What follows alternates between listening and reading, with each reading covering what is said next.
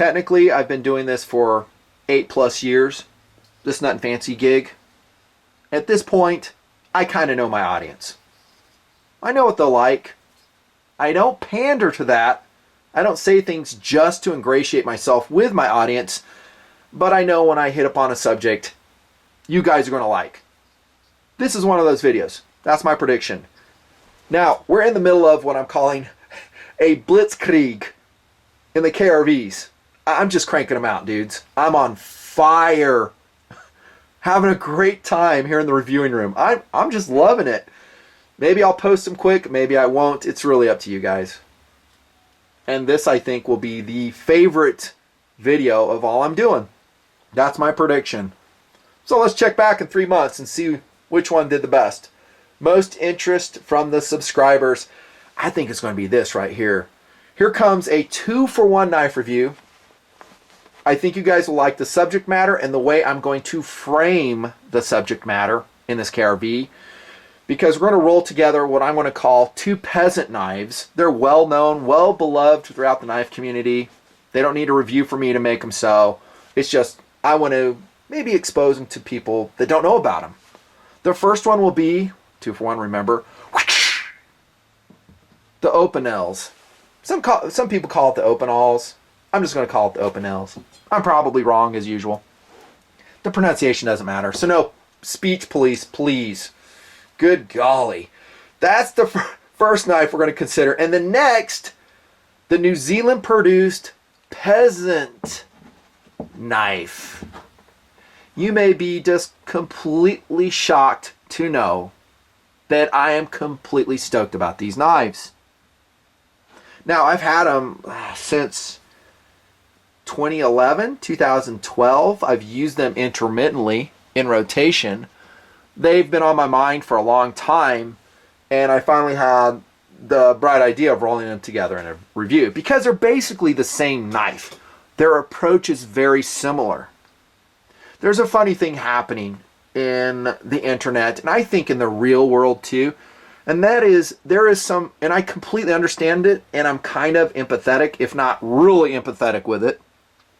There's some pushback against things tactical. Okay, it's so overexposed. I have so many clone channels. It's just, guys are just like, enough. You know, the tactical thing, guys just, their eyes glaze over and they're like, you know. I still think a lot of guys are interested in it. It depends on what the item is. I am, but I have felt that same sentiment. The beauty on these 2 knives, the Peasant knife and the Opinels, is they are decidedly non-tactical. They're gloriously non-tactical. And for that reason alone, you should probably go out and buy one. You want to make a statement? We're talking philosophy of use now. Smooth transition. You want to make a statement against tactical? When I do a gear check on you, pull out your Opinel. This is a number 8, by the way. They do come in different sizes. Some have been discontinued. This is number 8. This is my favorite size. I have another one around here. I don't know where it went. I sharpened that one with a wicked edge. I wanted to show it to you guys. I don't know where it's at. This will work. But you pull this out on a gear check, dude, it's not tactical. It's kind of cool. And that will change too. Like if everybody's running these knives, then there will be pushback against the traditional. Welcome to everything. I mean, you know, what is old is new again. Right? Have you ever seen that? So this is old, but it's new again because new users have found it and they're excited about it. This, by the way, is number from the Opinel website of number 123080. It's just the number 8. So wherever you buy it from, just go there. Gloriously non-tactical. This one is as well, right? The Peasant knife. It's a, you know, historic design as well. It's been around a long time from what I know about it. I'm not the expert on the Peasant knife, but they have this kind of odd but entertaining little flyer that comes with it. This isn't the New Zealand produced. This, by the way, is produced in France. So it's interesting that we're showing 2 different blades from different areas of the world, not you know, orientally produced, not made in the US. It's kind of refreshing. But going back to the Peasant knife, they just have some weird, funny, quirky stuff they say here. I'm not going to read it. You can look at it, but it's interesting. What's a knife for? Cutting, of course. What does it do? Well, it cuts. Okay, I kind of like it. It's quirky. It's different. You know, what you're not going to see in it here is they're not going to be bragging about the locking mechanism. They're not going to brag about the steel. And they're basically saying this is a knife. It works. We love it. You'll love it too. That's what they're saying. Philosophy of use. EDC, of course. Everyday carry. What we're talking about is utility knives. Now, online I clicked around, read some reviews, some of them in Amazon.com, and some of them may have been from you. You will find, of course, these knives are well beloved. People love these knives. Some may be less enthusiastic about it, but again, I think some of that has to do with tactical pushback. But if you're talking about first cool capabilities of these blades in the EDC roll, I think they're there. Now, that doesn't mean I'm going to start carrying a Peasant knife as my primary EDC. Okay, and I'll talk about it as we go along. Why that is. I might this. The Opinel. I might. It's cool. But EDC use, you're cutting stuff, cutting food, all that stuff, blah, blah, blah. Totally capable. What you're going to lack is some modernness to the design. They are not instantly deployable. They are not clip knives. They're going to be pocket knives. You might carry them on a belt sheath or something. I wouldn't. Maybe some do. They're going to be a little bit slower to deploy. It's kind of that whole traditional approach, isn't it? When things are just a little bit more chilled out. We didn't need food in 30 seconds. We didn't need to be entertained all the time. It's kind of a throwback to that. It's old-fashioned, and a lot of people are gravitating and have been for years towards old-fashioned designs because in a way it's getting back to the essentialness of humanity. Ooh, that's kind of heavy, dude. Woo! I can't believe you threw that out there, nothing in the KRV. Yeah, buddy. Told you I'm in fuego, man. Utility knife? Absolutely. This one, the Opinel, does it for me. Okay? And I guess we're talking, let's just blow past tactical. They're just basically EDC knives and food knives. Okay? So food preparation knife, this is my absolute favorite. And we're going to go into the blade, shape, steels, grinds, and all that right now. Look at the shape of the knife first off. A classic shape. Good belly. Let's look at the thinness. I was going to say thickness, but it's really a thin blade, and I love that about the Opinel. It's just such a beautiful, flexible blade, right? Not like bending all over the place, but there is some flex to it. It could be a great fishing knife, a great skinny knife for fishing, perhaps fillet knife. You get a bigger Opinel? Absolutely. They do make stainless steel varieties, by the way. This one's in carbon steel, as you can probably gather. But the stainless one is what I would use for fishing. Don't kid yourself, that too will rust away if you don't take care of it. You know, for a food prep, this is it. Perfect shape. It's thin enough where I can slice with it. I'm talking as a steak knife, cutting apples, cutting vegetables. Absolutely. I just love the blade shape. Everything about the Opinels, on this version especially. I love it. Now let's go to the Peasant knife. Out of box, I will say the edge on this was horrendous.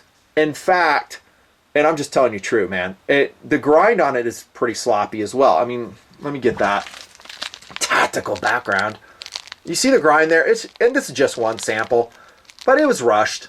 It wasn't great. And I do like this, though. I like how it's completely unfinished right here. I like the stamping on the Peasant knife. That's all cool. This, too, is carbon steel. Exact composition? Oh, I don't know. Swedish carbon steel? I don't know. Look it up.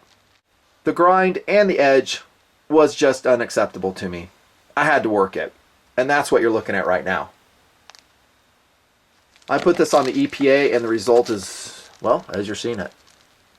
About a 23-degree grind on that. Polished to only about 1,000. Let's do a paper test on the Peasant knife, and then we'll pick up where we left off on the EDC discussion, right? So this is from another review I did. This is my edge once again. It could not do this out of box. Now, it may be unadvertised carbon steel. They're not telling you the exact composition. They're not bragging about it. I will tell you this. It took a wicked edge, as you can see. It polished well. And from some limited cutting tests, I didn't do cardboard or anything on it, it seems like it will stand up just fine. It reminds me of that Condor Garuda carbon steel, which I reviewed. Now perhaps, just perhaps, if you have to do some heavier duty cutting, maybe the Peasant knife is the best option between these two.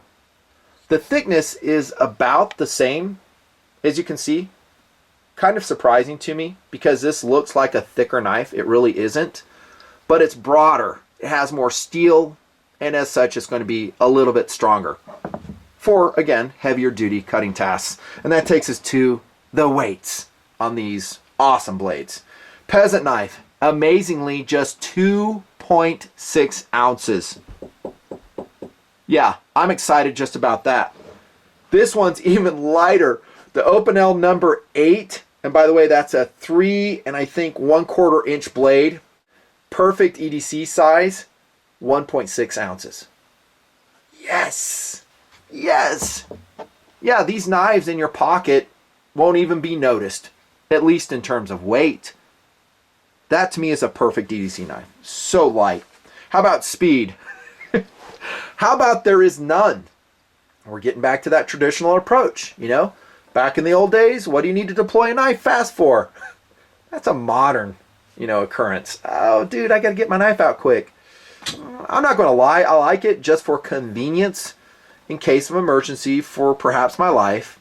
But everyday task, two-handed knife is not that bad. It's not a showstopper. Yeah, there's no assisted mechanism. There's no automatic deployment. It's a nick deployment with your thumbnail, probably two hands. Of course, guys say, oh, I deploy mine single hand all the time, Yeah, I think it's a two-handed knife. No, it's not super fast.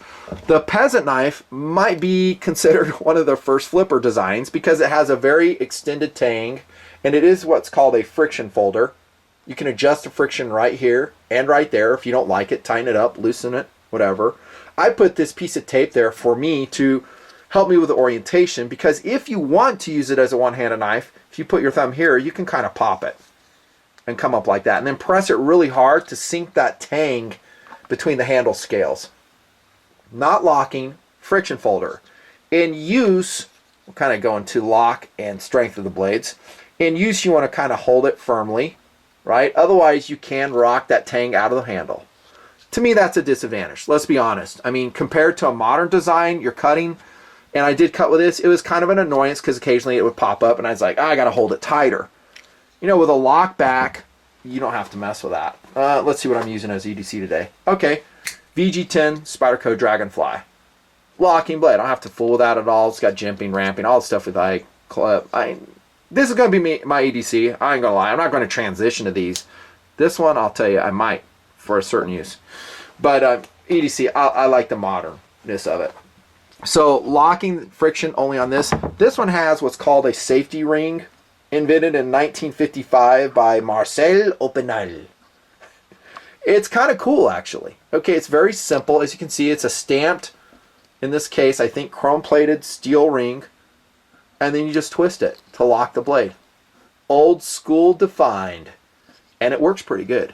I actually prefer it over the Peasant knife because it locks it in position, and it is a two-handed affair. When you're done with the knife, rotate it, close the blade. Handle centering, not an issue. Blade retention, not an issue. And that will take us to handle construction. In the Opinels, it's beechwood, and I like that. You could easily refinish it any way you wanted to. I'd probably just run it the way it is. But if you wanted to, lightly sand it, stain it something. Could be a project knife. This one, I love the blue color, by the way. It does come in various colors, the Peasant knife.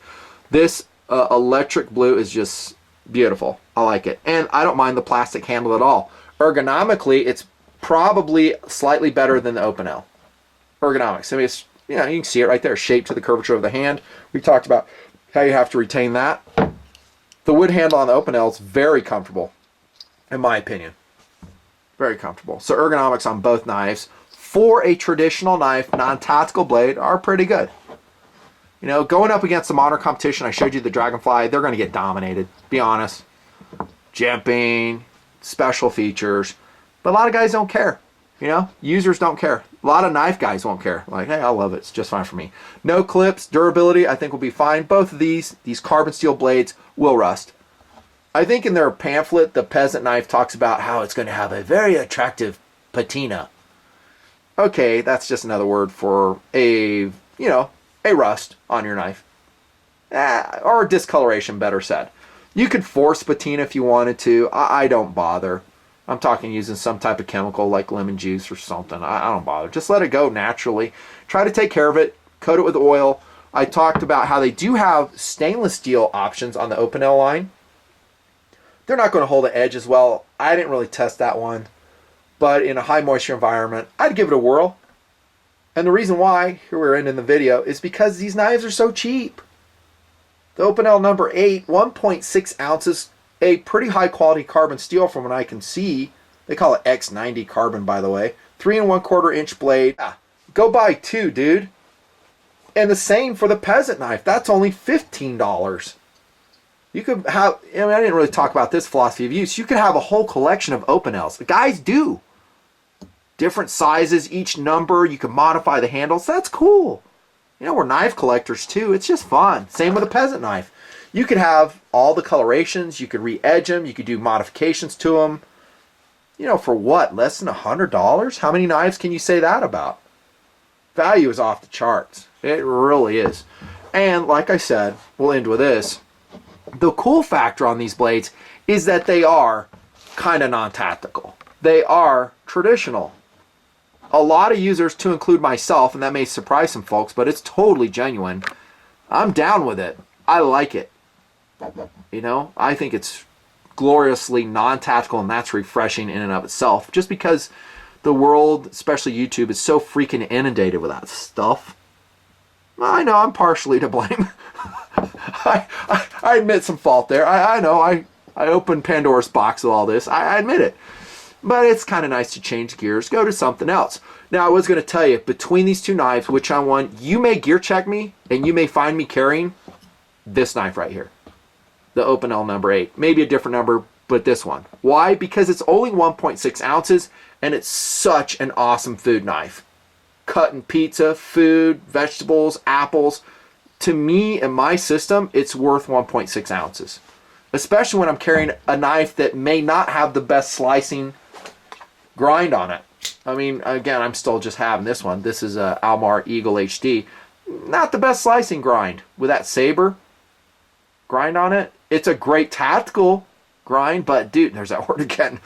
Not a great slicer. This would just dominate it.